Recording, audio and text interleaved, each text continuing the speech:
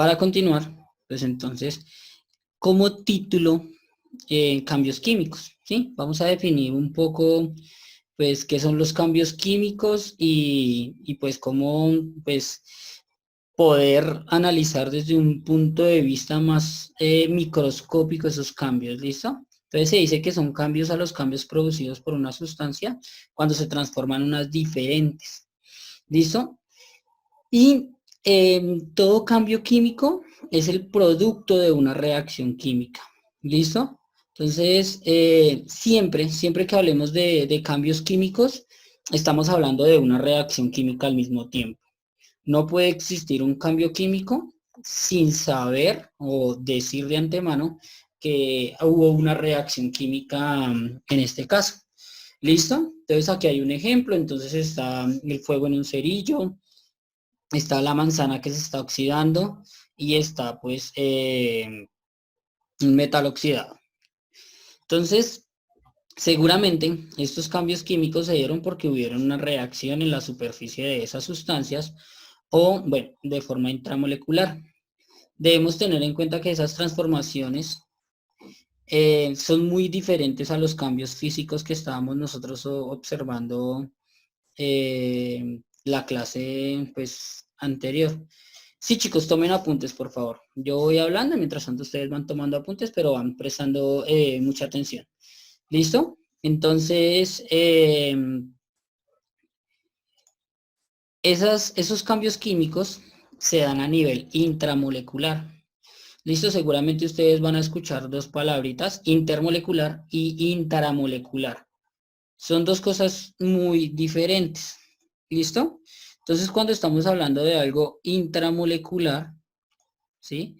Cuando estamos hablando de algo intramolecular, estamos hablando de algo que está pasando en el interior de las moléculas. ¿Listo? Como toda sustancia tiene, por decirlo así, una composición elemental, lo que está cambiando como tal es pues la composición elemental de cada uno de, pues, de esas sustancias, ¿sí? Entonces, cuando hablamos de intramolecular, estamos hablando de, de la red, perdón, estamos hablando de cómo las moléculas se están transformando dentro de ellas. ¿Listo? En los cambios físicos, por consiguiente, era diferente porque era qué tan cerca o qué tan lejos están las moléculas, cómo se están moviendo las moléculas. Pero en los cambios químicos lo que vamos a ver es que las moléculas van a tener rupturas, es decir, se van a transformar internamente. Los átomos se van a separar unos de otros porque van a romper enlaces para formar sustancias nuevas. Eso pasa en los cambios químicos y son el producto de una reacción química. ¿Listo? Entonces, perdón, creo que pasé la diapositiva, algunos no habían terminado de escribir, ¿sí? Entonces, para que pues tomen apuntes ahí ustedes. ¿Listo?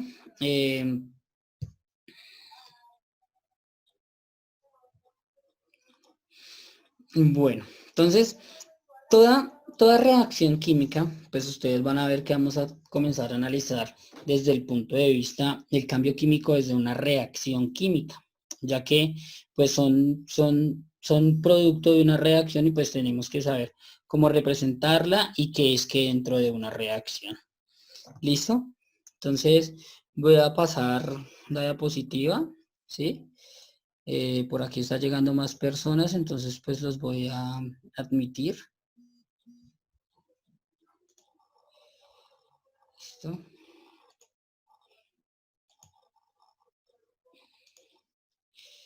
Listo, niños. Bueno, entonces continuemos. Los cambios químicos como son el resultado de una reacción química, entonces hay formas de representar las reacciones químicas. Eso es mediante las ecuaciones.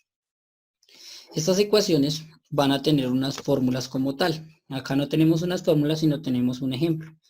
De A más B produce E y A más B produce C. La flecha como tal, dentro de estas ecuaciones químicas, como representamos las reacciones químicas, esa flechita la B leemos cómo produce. ¿Listo? La vamos a leer cómo produce. Entonces, en este caso, podemos decir que en la primera, A más B reaccionaron para producir E, y A más B, en la segunda, producen C más D. ¿Listo? Entonces, todo aquello que esté antes de la flecha, antes de esa flechita que se lee cómo produce, lo conocemos como reactivos. ¿Listo? Son los reactivos. Sí, chicos, que tomen apuntes. Mientras yo pues escribo, ustedes van tomando apuntes de lo que está apareciendo ahí. Entonces ya sabemos que lo que está antes de la flecha serán los reactivos, serán las sustancias previas para producir unas terceras que van a aparecer, que se llaman productos. ¿Listo? Entonces, antes de la flecha reactivos, después de la flecha, productos. ¿Listo? Entonces los reactivos son esas sustancias iniciales y los productos son esas sustancias finales que tienen unas características específicas. Entonces los productos son partículas nuevas con propiedades diferentes a las de los reactivos. ¿Listo? Entonces, las características o propiedades de los productos van a ser completamente diferentes a las características o propiedades que tengan los reactivos. ¿Listo? Quiero que tengan muy en cuenta esto, ya que como los productos son sustancias nuevas, pues seguramente van a tener puntos de fusión, todas las propiedades físicas y propiedades de la materia que nosotros enunciamos el primer periodo. Van a tener una densidad diferente, van a tener una solubilidad diferente, puntos de ebullición diferente, todo completamente diferente. Entonces, es muy claro y debemos tener muy en cuenta esto. Los productos son partículas nuevas con propiedades diferentes a la de los reactivos. ¿Listo? Y hay que tener en cuenta también que en el transcurso de las reacciones deben romperse o formarse al menos algún enlace. Como yo les decía, digamos acá A y B pueden ser sustancias que estén hechas por diferentes elementos. Entonces, esos elementos se tienen que separar para organizarse nuevamente con otros elementos o unirse con otros elementos para formar nuevas sustancias. ¿Listo? No sé, no sé si ustedes tengan claro, pues que es muy diferente, pues obviamente, cambio físico al cambio químico y que ya habíamos enunciado nosotros antes de esto. ¿Listo? Igual cualquier cosa, ustedes pues yo estoy pendiente del chat para que pues ustedes pregunten cualquier cosa. ¿Listo? Entonces, aquí continuando, vamos a ver que la ruptura de estos enlaces se origina cuando las moléculas de los reactivos chocan con otras. Para que se produzca una reacción debe cumplirse lo siguiente. Siempre que haya haber una reacción química, las partículas de los reactivos posean suficiente energía. ¿Qué pasa con esto? Por acá. Johan Guerra dice que no alcanzó a copiar. Bueno, espera, ya tranquilo, ahorita yo lo devuelvo un momento. Y entonces ya lo devuelvo para que ustedes alcancen a tomar nota. ¿Listo? Listo. Entonces, mientras tanto les voy hablando de lo que venía. Si dos sustancias van a reaccionar, o sea, va a ocurrir un cambio químico, se necesita que las dos tengan una energía suficiente. ¿Qué pasa? Como debe de haber movilidad, ¿sí? Y deben romperse enlaces, esos enlaces se rompen con una alta energía. Un enlace químico no se rompe y un enlace químico no se forma si no hay una energía que los esté ayudando. ¿Eso qué quiere decir? Digamos, la unión y la desunión de dos elementos en un compuesto, pues se necesita de energía y eso lo tenemos que tener nosotros en cuenta. ¿Listo? Bueno, entonces espero pues ya hayan alcanzado a copiar a aquellos que no anotaron para continuar. ¿Listo?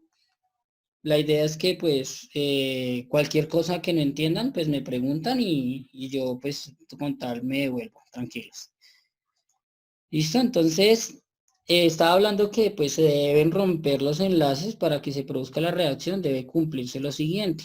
El primero es que las partículas reactivas posean suficiente energía, o sea, que estén en movimiento. Ese movimiento se refiere a energía, esa energía, perdón, se refiere a la energía producida por el movimiento. Dos sustancias que estén completamente estáticas no van a reaccionar. ¿Por qué? Porque las moléculas no van a poder, digamos, chocar contra las otras, que es la segunda, porque, digamos, esa energía lo que va a hacer es que el choque se realice con la orientación adecuada. ¿Qué quiere decir? Si yo quiero hacer reaccionar dos sustancias, sustancias primero tienen que estar en contacto. ¿Listo? En contacto y en movimiento. No voy a ver que van a reaccionar dos sustancias que estén completamente quietas. Debe haber un tipo de energía, sea calor, sea movimiento, cualquier tipo de energía que ustedes pues de pronto conozcan. Listo, energía eléctrica también nos sirve acá. Listo. Ese choque debe realizarse con la orientación adecuada. Piensen en lo siguiente.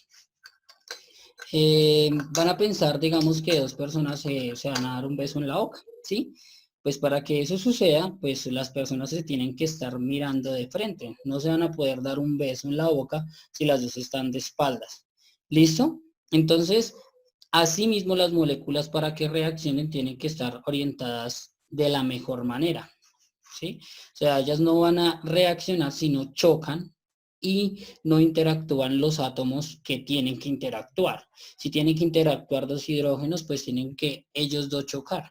O por el contrario, un átomo diferente con el hidrógeno y el oxígeno. ¿Listo? Entonces, eso sucede de la siguiente manera. Si ustedes ven acá, en ese diagramita que acaba de aparecer en, en la pantalla, ¿sí? Vemos cómo se mueven algunas moléculas. ¿Listo? Punticos rojos y punticos azules simulando moléculas. Estas moléculas están chocando. Si esas moléculas, por el contrario, permanecen quietas, ¿sí? Pues obviamente no van a poder reaccionar, no van a generar la reacción química que permita el cambio químico. ¿Listo? Entonces, ¿qué es lo que necesitamos? Que las moléculas se estén moviendo y pues que choquen adecuadamente para que se dé la reacción. ¿Listo? Entonces, es importante tener en cuenta eso. Para que sea un cambio químico, pues tienen que haber el movimiento. Ejemplo, ustedes vieron la imagen, la manzanita que se está oxidando, la manzanita que se está tomando, la manzana que ustedes cortan y se pone naranja, digo, café en el corte. ¿Por qué pasa esto? Uno dice, no, pero la manzana está quieta. Pues sí, pero de todas maneras, el oxígeno que está en el aire tiene gran movimiento. Todas las moléculas de oxígeno del aire tienen gran movimiento y esas son las que van y chocan contra todos los compuestos de la manzana y son las que generan la oxidación, es decir, el cambio químico. ¿Listo? O sea, debe haber por lo menos una de las sustancias que esté en movimiento. La otra, pues, por decirlo de alguna manera, está quieta, pero el oxígeno del aire, pues, tiene una gran movilidad, ya que está en un estado gaseoso. ¿Listo? Entonces, por acá vamos a tener un ejemplo, ¿sí? Y es el siguiente. Miren, acá tengo una representación del hidrógeno. El hidrógeno siempre va a estar acompañado de dos átomos de hidrógeno. Y el oxígeno que nosotros respiramos también, van a haber dos átomos de oxígeno también acompañándolos, ¿vale? Entonces, el hidrógeno están los dos y el oxígeno están los dos. Si yo hago la reacción entre el hidrógeno y el oxígeno, recuerden que la flecha la voy a leer como produce, entonces, pues va a producir la molécula de agua. ¿Listo?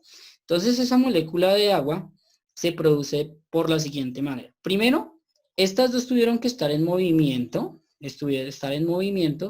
para que se generara un choque, ¿listo? Entre esas moléculas.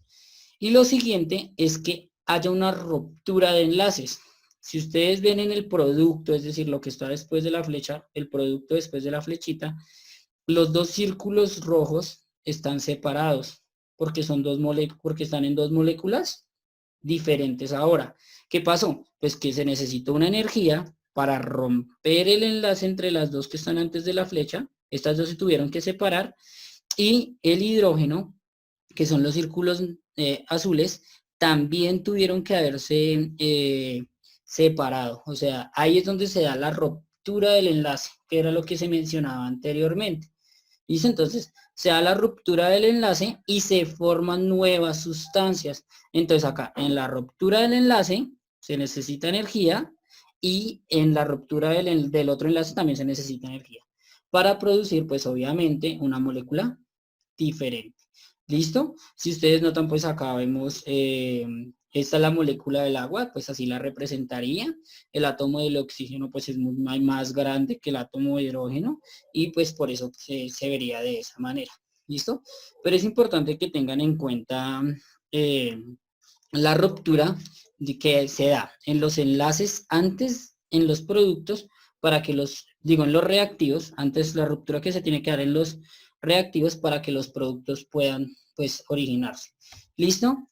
Tener en cuenta que todas estas sustancias, los reactivos y los productos, tienen, pues, diferentes propiedades. Guayambuco, ¿tiene alguna pregunta? Si gusta hacerla por el chat o quiere que le habilite el micrófono.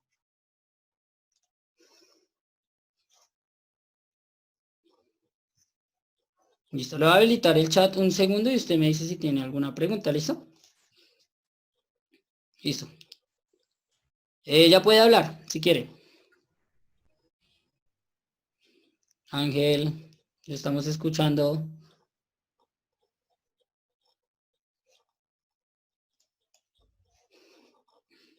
Ah, bueno, listo. Es que, bueno, como levantó la mano, perdón, pensé que pues tenía alguna pregunta. Voy a estar pendiente ahí también del chat.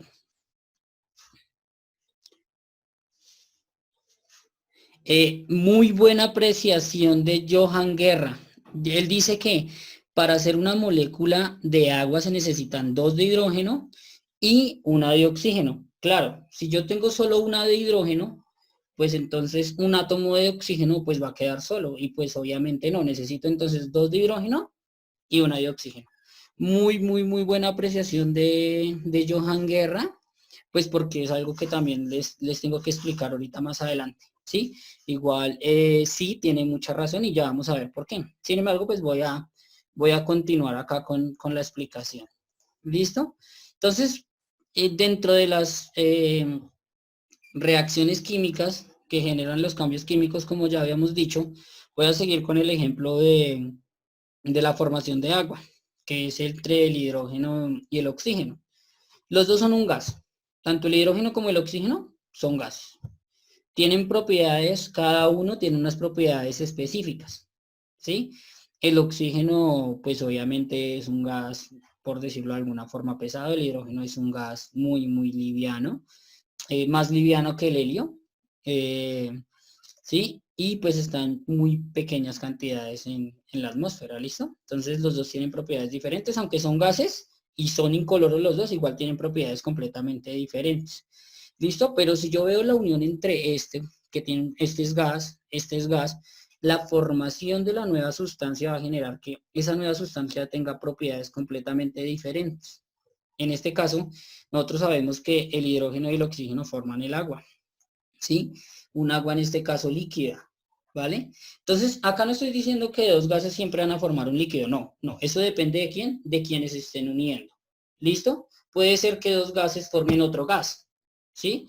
Pero un gas con propiedades completamente diferentes.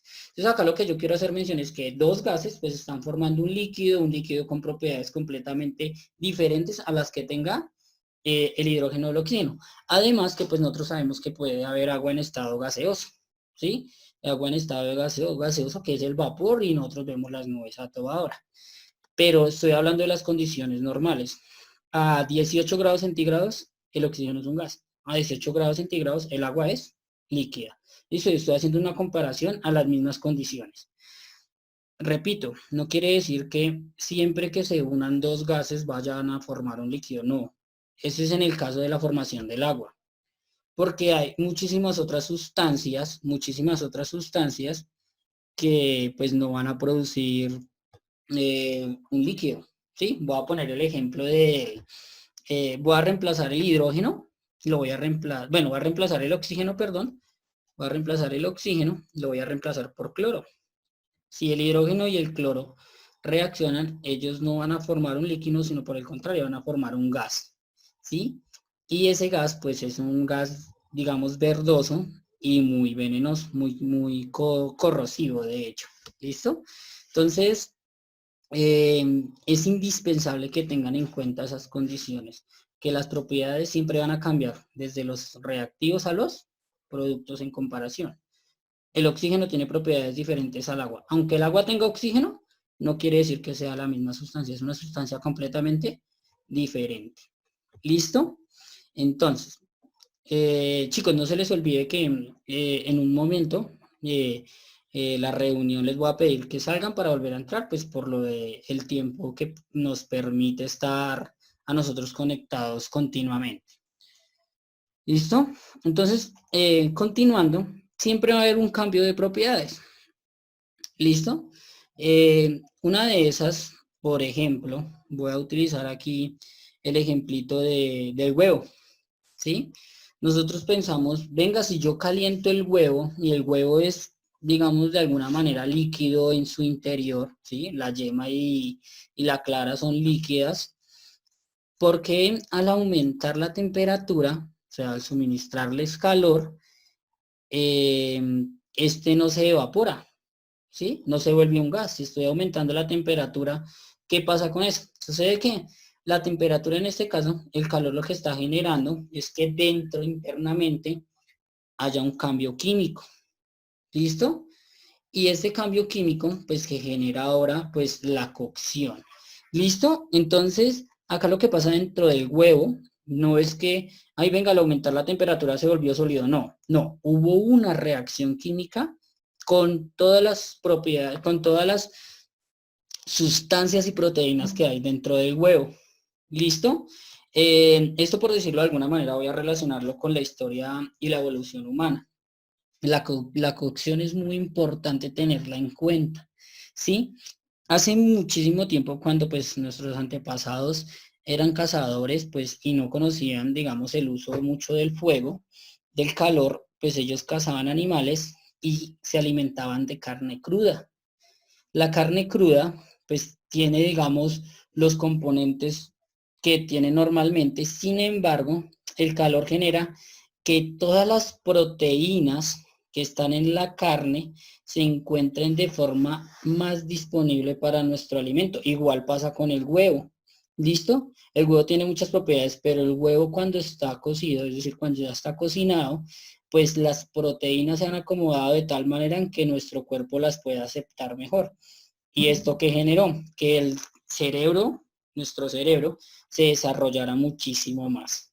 Listo, es muy importante que se tenga en cuenta que la proteína que nos suministró el hecho de la invención del fuego, que el fuego también hace parte de toda, digamos, eh, una parte de cambios químicos ahí importantes que tenemos que ver, que es toda la parte de combustión, que lo vamos a ver la siguiente semana, si no estoy mal, ¿sí?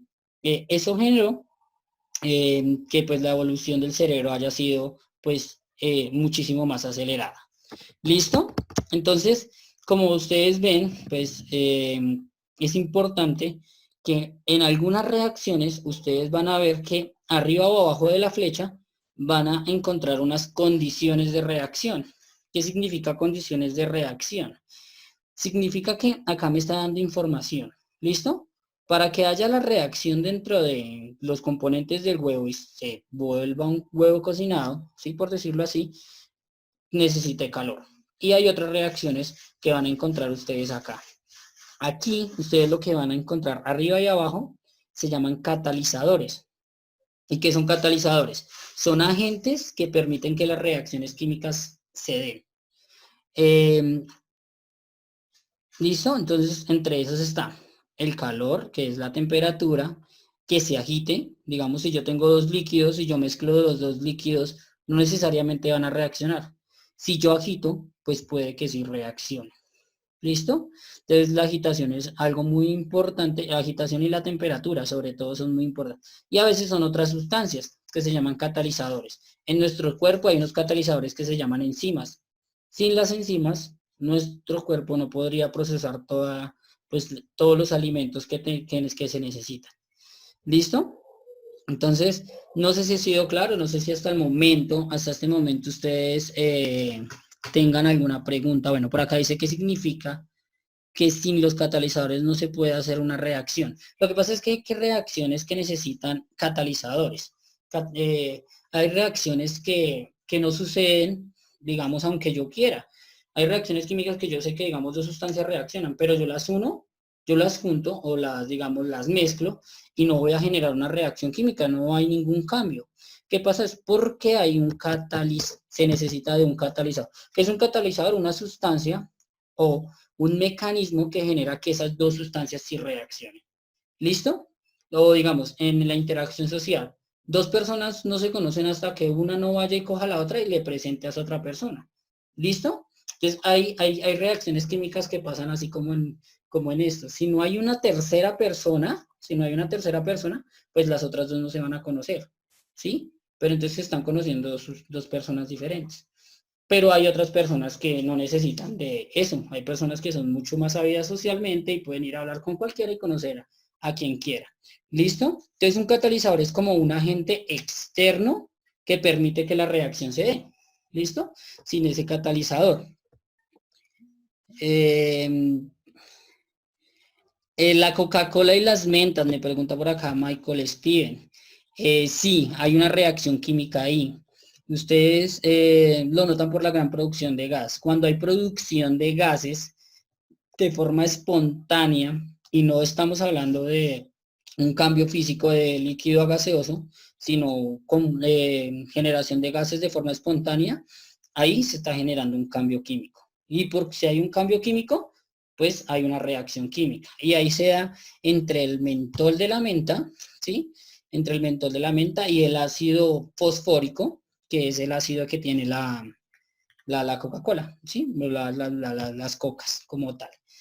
Entonces, sí, esos cambios se dan. Entonces, ¿hay formas de saber que hay un cambio químico? Sí. Si hay generación de gas espontáneamente, si, digamos, hay una generación de un sólido también de forma espontánea, porque esas cosas dicen que está pasando algo diferente, algo extraño. ¿Listo? Bueno, continuemos.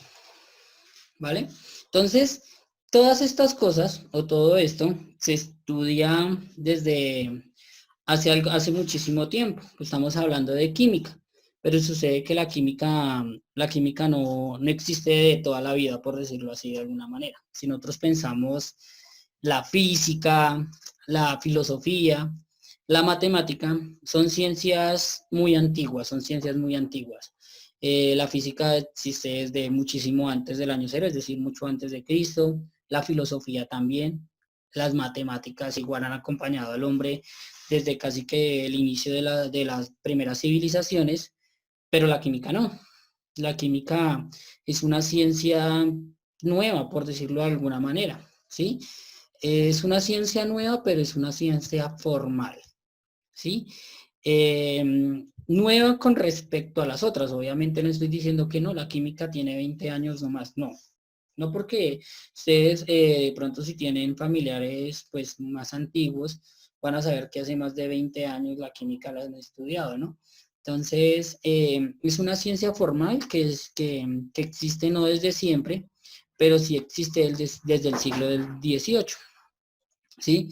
Siglo XVIII estoy hablando aproximadamente desde 1789, ¿sí?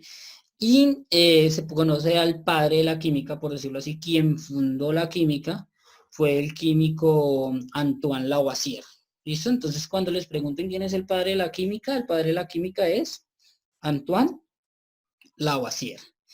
Y él propone algo muy importante en la química, que es la ley de masas. ¿Listo? Entonces, chicos, vamos a hacer lo siguiente. Como el tiempo se está acabando, lo que vamos a hacer es salir todos, yo voy a cerrar todo y volvemos a entrar en el mismo link. ¿Listo? Pues ya para poder terminar con la explicación. ¿Vale? Entonces, acá stop shares.